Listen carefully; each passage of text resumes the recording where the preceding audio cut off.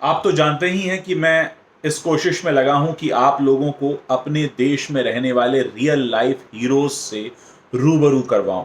हमारे देश में ऐसे कई खिलाड़ी हैं जो गोल्ड मेडल, सिल्वर मेडल लाने के बाद भी दो वक्त का खाना खाने को तरस जाते हैं। ऐसी ही एक कहानी मेरे सामने इस समय खुली हुई है। देश के लिए कराटे में गोल्ड मेडल लेकर आई, अब देसी शराब बेचने को मजबूर हैं झारखंड की बिमला मुंडा।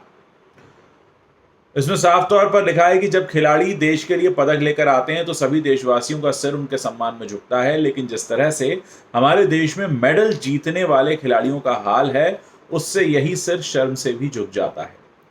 क्रिकेट या एक दो स्पोर्ट्स को छोड़ दिया जाए तो उसके बाद बहुत से आपको ऐसे गोल्ड मेडलिस्ट, सिल्वर मेडलिस्ट मिल जाएंगे जिनके पास न तो ढंग की नौकरी है, न खाने को पैसे हैं, न सर पे छत है, और आप जिनके पीछे भागते हैं 2020 के क्रिकेट में उनको बड़ा स्टार बनाते हैं, ऑटोग्राफ लेते हैं, उनको अपना गॉड बना लेते हैं, वो खिलाड़ी भी इनके लिए कुछ नहीं करते। सरकार तो नहीं करती, आप तो कुछ नहीं करते, लेकिन आपने जिनको स्पोर्ट्स का भगवान बना रखा है, गॉड ऑफ क्रिकेट और पता नहीं क्या क्या बना रखा है, वो भी कुछ नहीं करते। इसमें लिखा है कि झारखंड ने देश को एक गोल्ड मेडलिस्ट दी है और आज वो गोल्ड मेडलिस्ट अपना पेट भरने के लिए देसी शराब बेचने को मजबूर है। 2011 के 34वें राष्ट्रीय खेलों में कराटे में सिल्वर मेडल लाने वाली बिमला घर चलाने के लिए शराब बेचती हैं, सड़क पर बैठकर। उन्हें सरकार की तरफ से एक अदद सरकारी नौकरी का इंतजार है और जब तक वहां से कुछ नहीं हो जाता उन्हें इसी तरह काम करना होगा। 2011 में सिल्वर मेडल लेकर आई थी, एक दशक बीत चुका है। बिमला ने गरीबी को मात देते हुए अपने राज्य के लिए पदक जीते थे, झारखंड का नाम रोशन किया था, और घर चलाने के लिए लॉकडाउन के दौरान उसने नए प्रतिभावान कराटे प्लेयर्स को कोचिंग देनी भी शुरू की, लेकिन इसे भी बाद में बंद करना पड़ा। इससे पहले वो 2012 की अंतर्राष्ट्रीय जूडो चैंपियनशिप में गोल्ड मेडल भी लेकर आई हैं। जब कहीं से मदद नहीं मिली तो उन्हें पेट पालने के लिए हड़िया कहते हैं देसी शराब को उस इलाके में, वो बेचनी पड़ी। बिमला के पिता किसानी करके परिवार के जो 6 सदस्य हैं उनका किसी तरह भरण पोषण करते हैं, और आपको तो मालूम है कि हमारे देश में किसानों की हालत क्या है। सच में ये मैं खबर पढ़ता जा रहा हूं, मुझे गुस्सा आ रहा है।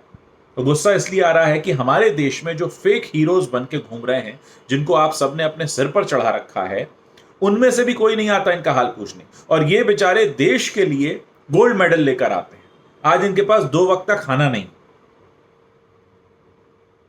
इसमें साफ लिखा है कि उनके परिवार की हालत ठीक नहीं है और परिवार की सारी जिम्मेदारी बिमला पर आ चुकी है। वो ग्रेजुएशन कर चुकी हैं और बचपन से ही अपने नाना के साथ रहती हैं। उनके नाना को मात्र 6,000 रुपए महीने पेंशन मिलती है।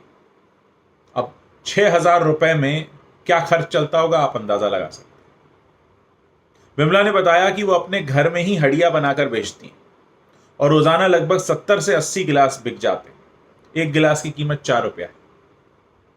वो जितना भी कमाती हैं घर की जरूरतों में लग जाता है। उनका दावा है कि वो उन 33 खिलाड़ियों में से एक हैं जिन्हें झारखंड सरकार की डायरेक्ट पे स्कीम के तहत नौकरी मिलनी थी, लेकिन वो अभी भी इंतजार ही कर रही हैं।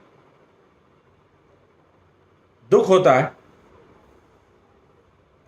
कि अभी तक उनके पास खाने पीने का कोई इंतजाम नहीं है, न सर पे पक्की छत है, न कोई सरकारी नौकरी, और आप जैसे लोग भाग रहे हैं चमके हुए को और चमकाने के लिए। थोड़ी शर्म मुझे लगता है देश की जनता को भी आनी चाहिए। मुझे तो शर्म महसूस हो रही है। मुझे नहीं पता आप लोगों को शर्म महसूस हो रही है नहीं हो रही है, लेकिन मुझे शर्म महसूस हो रही है कि आप जिन सो कॉल्ड फेक लोगों के पीछे भागते हैं, इसका ट्रेलर आया, उसका प्रोमो आया, फलां के इतने रन बने, फलां के इतने सिक्सर्स लगे, कहाँ हैं वो लोग और क्या कर रहे हैं? देश का असली टैलेंट तो भूखा मर रहा है और देश की जनता चमके हुए को चमका रही है। जिसका पेट भरा उसको खाना सर्व कर रही है, जिसको भूख लगी है उसको खाने को नहीं पूछ रही है। देश की जनता भी जिम्मेदार है किसी हद तक। आप में से जो लोग भी झारखंड में रहते हो, कम से कम कोशिश करें कि बिमला जो हैं उनको कुछ सरकारी मदद मिले, कुछ वहाँ पर लोकल आप लोगों को स्थानीय लेवल पर कोशिशें करनी चाहिए सरकार तक अपनी बात पहुँचाने के लिए। मेरे स्तर से जितना था मैं कर रहा हूँ, मुझे लगा कि इनकी कहानी सबको बतानी चाहिए। शायद मेरे प्लेटफॉर्म के ज़रिए बहुत सारे लोगों तक ये कहानी पहुंचेगी और तब लोगों की आंखें खुलेंगी।